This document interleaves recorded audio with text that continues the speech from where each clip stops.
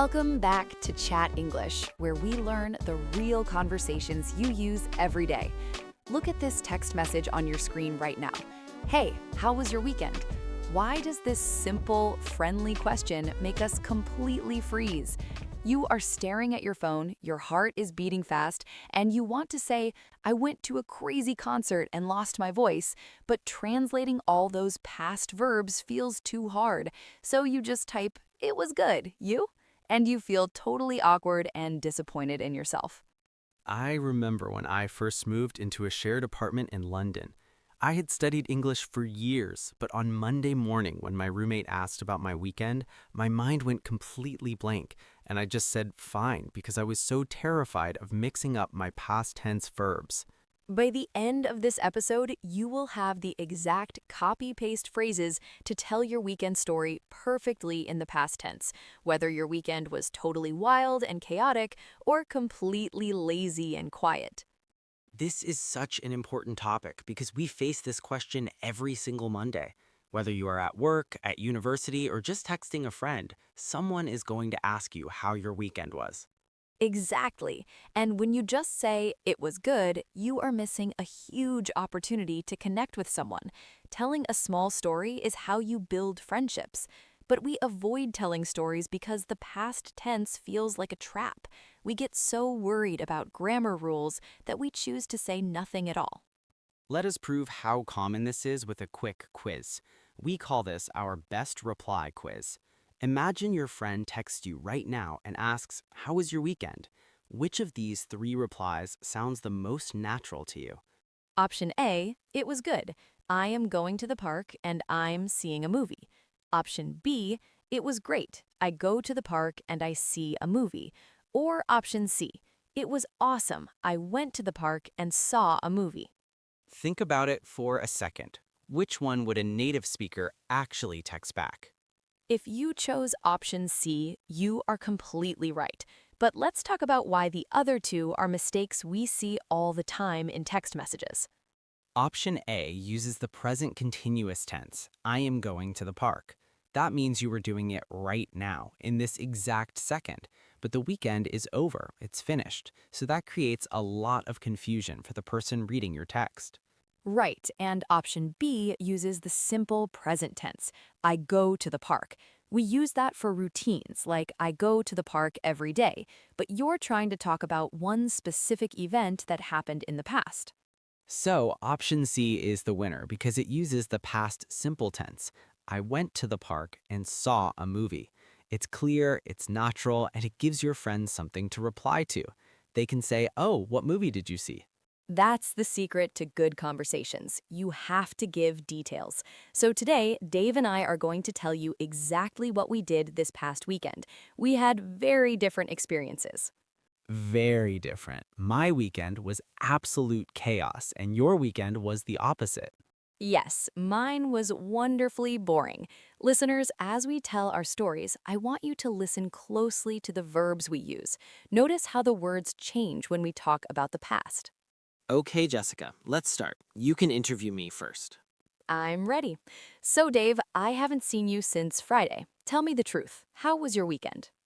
Oh, Jessica, it was exhausting, but it was absolutely amazing. I went to a massive music festival. Wow, a music festival. That sounds so fun. Was it here in the city? No, it was actually really far away. I drove for 3 hours out into the countryside. We had to leave super early in the morning. You drove. That's a great word. Listeners, that's the past tense of drive. You didn't say I drived, you said I drove. It's an irregular verb. So you drove for 3 hours. Was there a lot of traffic? Yes, there were so many cars. Everyone was traveling to the same place. We sat in traffic for a long time, but I listened to a really good podcast, so the drive wasn't too bad. That's a smart way to handle traffic. Who did you go with? I went with my older brother. We actually grew up listening to this rock band together, so it was a really nostalgic trip for us. We were so excited. Oh, wow. That is so special that you got to experience that with your brother. What happened when you finally arrived? Well, we parked the car and then we caught a shuttle bus to the actual festival gates. Caught. What does that mean exactly? You caught a bus. Good question.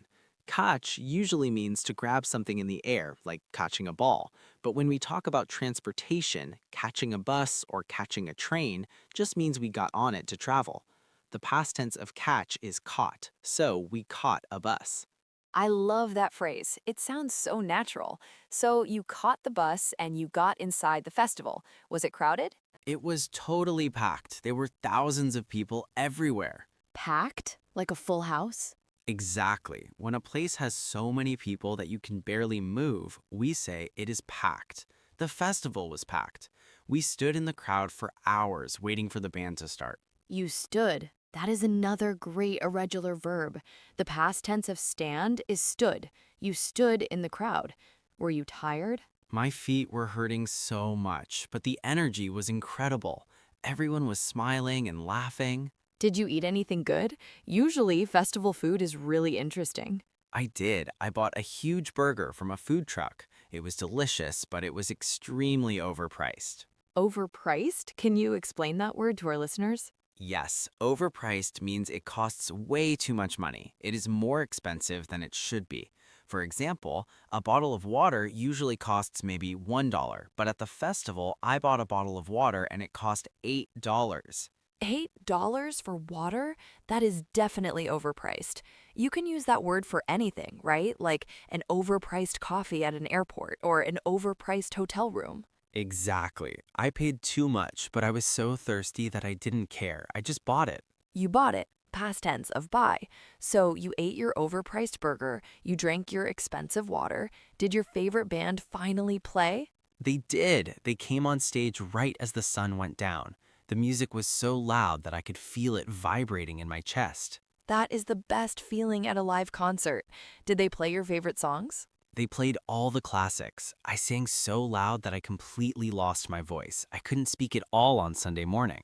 Oh my goodness, you sang, past tense of sing, and you lost your voice, past tense of lose. Those are fantastic irregular verbs.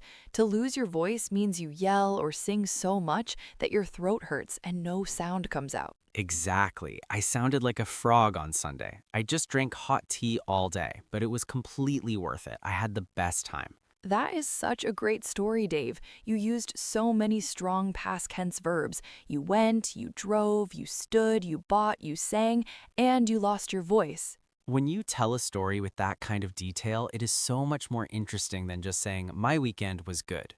If I just texted you, it was good, you wouldn't know about the overpriced water or my brother or my lost voice. Exactly. The details are what make conversations fun, and noticing those details is a great reason to subscribe to the Chat English channel right now. If you want to stop having boring one-word conversations and start telling amazing stories in English, click the subscribe button so you never miss our weekly speaking practice videos. Please do. We love growing this community.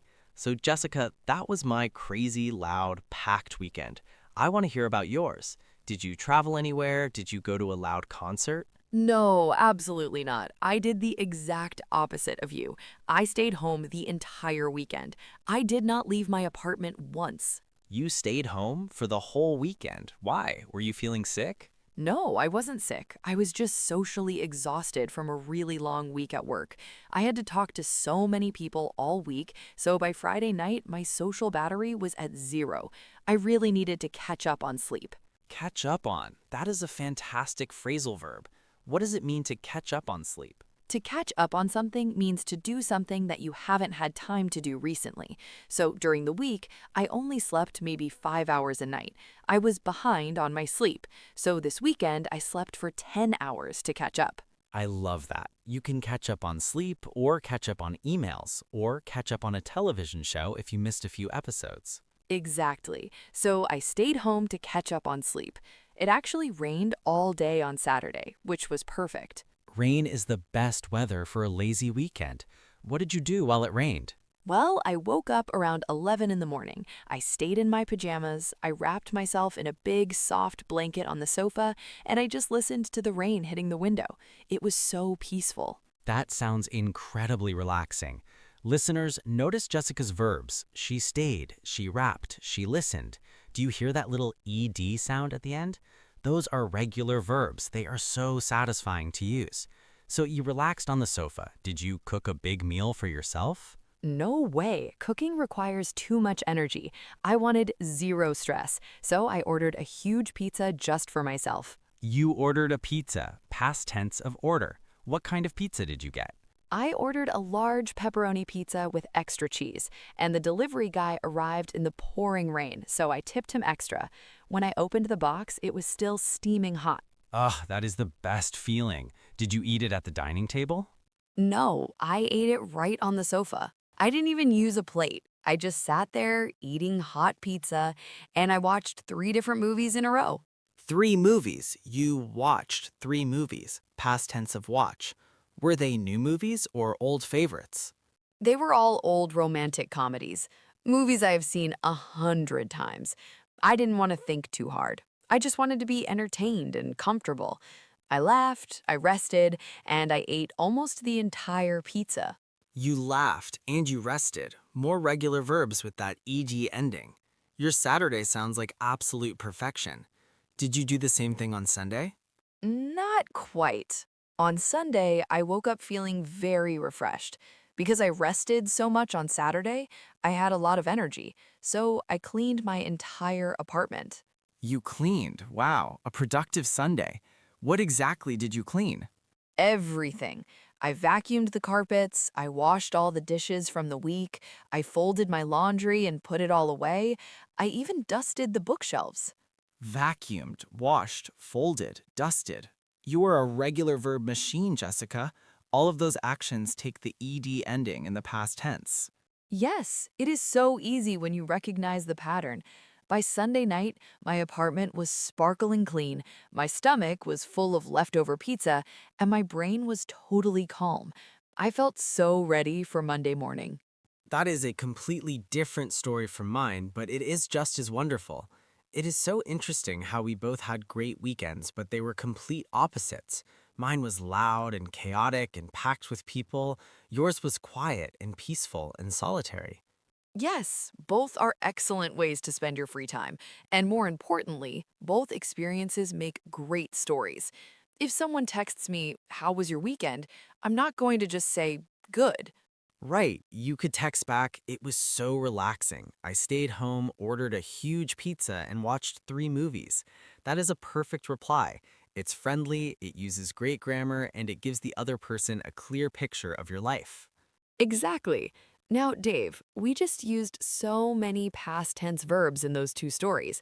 I think we should take a moment to look at the patterns we used because I want our listeners to feel really confident when they try this themselves. I agree. Let us break it down.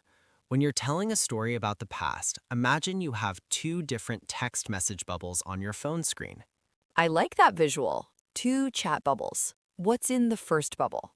The first bubble is for regular verbs. These are the friendly, easy verbs. To make them past tense, you usually just add the letters ed to the end of the word. Right. These were the verbs I used mostly in my quiet weekend story. I stayed home. I rested on the sofa. I ordered pizza. I watched movies. I cleaned the apartment. I washed the dishes. Stayed, rested, ordered, watched, cleaned, washed. You just add the ed sound. Sometimes it sounds like a soft D, and sometimes it sounds a little bit like a T, like in watched. But the spelling rule is the same. Just add ed. That first chat bubble is very reliable. If you learn a new action word like text, you can probably guess the past tense. You just say, texted. I texted my friend. But then we have the second chat bubble, and this one is a little more chaotic, just like my music festival weekend. This bubble is for irregular verbs. Ah, the tricky words. These verbs refuse to follow the rules. You cannot just add ed to them. They completely change their spelling and their sound. Exactly. These were the verbs I used in my story. I didn't say I goed to the festival. I said I went. Went is the past tense of go. And you didn't say I drived your car. You said I drove. Drove is the past tense of drive. I bought a burger, not buyed. I stood in the crowd, not standed. I sang a song, not singed. And I lost my voice, not losid. Went, drove, bought, stood, sang, lost, they all sound completely different from their present tense forms. And the frustrating part for many learners is that these irregular verbs are some of the most common words in the English language. We use them every single day. That is true. Words like ate, slept, saw, and had are all irregular. But here's the good news. Because they're so common, you'll hear them all the time. You don't need to sit down with a textbook and memorize a huge list of words. That's boring and it doesn't really work. I completely agree. Memorizing lists just makes you panic when you're trying to text someone back. The best way to learn these irregular verbs is exactly what we did today. Just tell stories. Yes, tell a story out loud. When you're taking a shower or driving to work, practice telling the story of your weekend out loud. Try to use the verbs in a natural way. Talk to your dog or your cat, or even just talk to yourself in the mirror. If you practice saying, I went to the store and I bought a coffee out loud, it will create a natural memory in your brain. And then, when Monday morning arrives and your coworker texts you, "How was your weekend?" your fingers will naturally know what to type. You won't feel that panic anymore. You will just smile and type your story. You will be able to share the funny details like eating overpriced food or sleeping for 10 hours, and people will really enjoy talking to you. Well, everyone, we are almost finished with our chat for today. But before we go, we have a challenge for you. It is your turn to practice. Yes, we want to hear your stories now.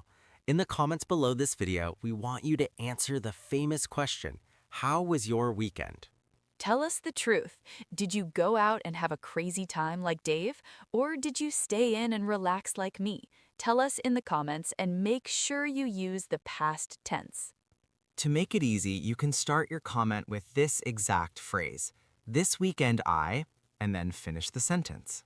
For example, you could write, "This weekend I went to a nice restaurant and ate pasta." Or, "This weekend I stayed home and cleaned my kitchen." Try to use at least 2 past tense verbs in your comment.